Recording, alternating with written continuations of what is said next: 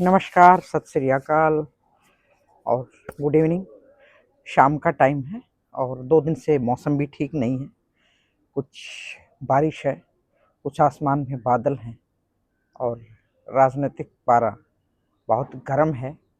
अच्छी खासी ठंड में सियासत गरमाई हुई है और एक बड़े दुख की बात है कि महाराष्ट्र के उप मुख्यमंत्री रहे अजीत पवार हमारे बीच नहीं रहे।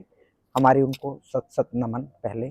दूसरा, जो मैं हरियाणा की बात कहूँ या मनरेगा, तो वैसे पूरे देश में, क्योंकि ये केंद्र की स्कीम है और इस स्कीम का भारतीय जनता पार्टी की यानी केंद्र की सरकार ने नाम बदल दिया और वीबी राम जी रख दिया, बीवी राम जी। तो भारतीय जनता पार्टी के तमाम पूरी टीम इस नाम बदलने को लेकर इसको सही ठहराने के लिए बड़ा बेहतर तरीके से प्रचार और प्रसार कर रही है। उनके तमाम सांसद, मंत्री, विधायक, उनकी पार्टी के पूरा संगठन इसका नाम बदलने को लेकर लोगों के बीच में जमीन पर जाकर वो बता रही है इसके फायदे कितने हैं। वो अक्सर ऐसा ही करते हैं।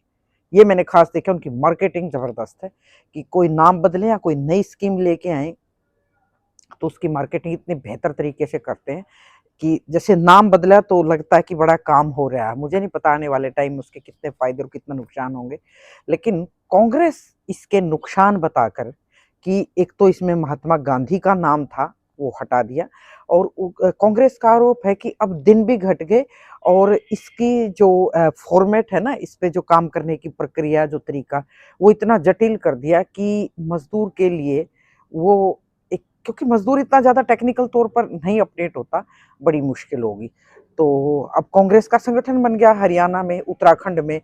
तो कांग्रेस इस बार पूरी तैयारी के साथ में पिछले 2 दिन से जो पिक्चर देख रही हूँ कि कांग्रेस के, मैं सोनीपत की बात करूं और पानीपत की बात करूं, कांग्रेस के सांसद, पूर्व विधायक, क्योंकि कई डिस्ट्रिक्टों में, कई विधानसभा और लोकसभा में बिल्कुल इनका पत्ता साफ हो रहा है, आपको पता।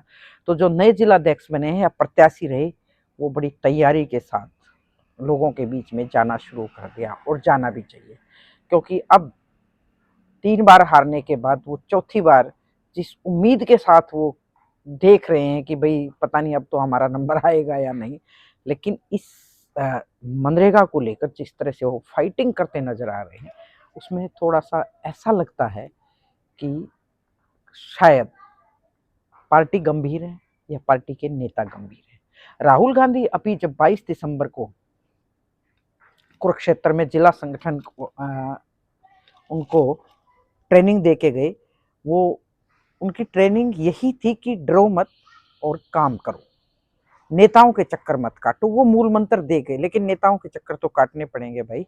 जिसका जिस डिस्ट्रिक्ट में प्रभाव है उसके बड़े नेता को उसके पास जाना पड़ेगा। चलो, एक खैर अलग विषय है ये।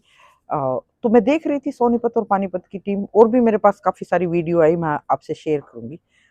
गांव में जाकर, चौपाल में जाकर, यानी अब अपने नेताओं की कोठियों से बाहर निकल कर चौपाल और गलियों में उनको जाना पड़ रहा है और जाना भी चाहिए अगर उनको फाइट करनी है।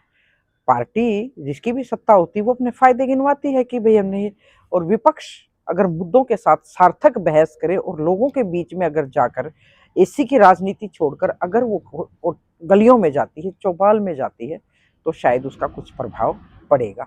हालांकि अभी गुटबाजी कहें वो तो जारी है। मैं तो रोज सुनती हूँ इनकी सारी चर्चाएं, क्योंकि हम मीडिया पर्सन हैं तो फील्ड में जाना होता है। थोड़ा शोर है ज़्यादा, मैं एक ऐसी जगह पे बैठी हूँ यहाँ, तो भाई चौपाल तक की लड़ाई आ गई, गलियों तक की लड़ाई आ गई। अब बीजेपी ने भी अपनी पूरी टीम उतार दी, क्योंकि 3 निगमों में चुनाव है, पंचकुला, अंबाला और सोनीपत। तो इन निगमों के चुनाव को लेकर भी कांग्रेस पार्टी, इसलिए मुझे लगता है कि फील्ड में धीरे धीरे चुनावी माहौल भी बन रहा है। अभी कैंडिडेट तो किसी के तय नहीं हुए हैं कि कौन कहाँ लड़ेगा। मैं तो सोनीपत की बात करूं, वहाँ 2 ही फैमिली बताई जा रही हैं जो तैयारी कर रही हैं, क्योंकि जो सोनीपत के हैं, जो कांग्रेस के कैंडिडेट थे, वो अच्छी खासी वोटों से हार गए थे। पंचकुला में मामूली सा अंतर रहा था।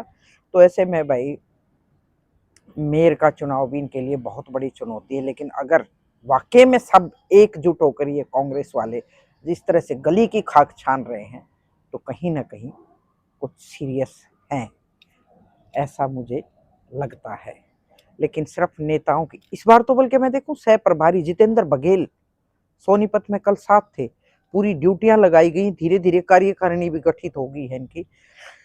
तो भाई कोठी से लेकर बंगलों से बाहर निकलकर गलियों की खाक छानते कांग्रेस वाले नजर आ रहे हैं। तो देखते हैं मनरेगा की जो लड़ाई है, ये पब्लिक किसकी बात मानती है। नाम बदलने को लेकर अगर मजदूरों को कोई दिक्कत नहीं तो फिर कुछ नहीं कहा जा सकता।